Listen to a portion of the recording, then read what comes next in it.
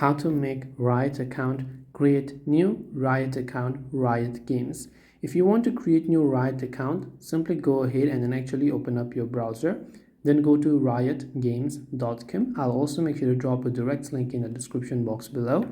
Then just tap on the three lines option from the top right hand side of the screen. Now here you actually want to first go to the sign in option.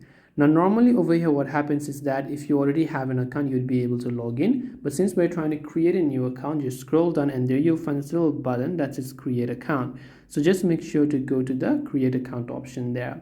Now all you have to do here is to simply make sure to enter the email address that you want to sign up using your Riot email. If you want to turn on their updated newsletter, then you can turn on that and click on the arrow icon. As you do this, it will take you to the page where you can choose your password and finish creating your Riot Games account by entering your date of birth and so on.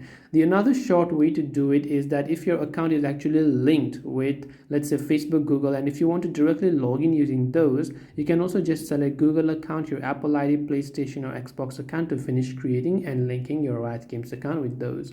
This way you'll be able to create your Riot Games account. I hope that this video helped you. If you have any questions, feel free to leave them down. Thank you for watching till the end and see you soon in the next video.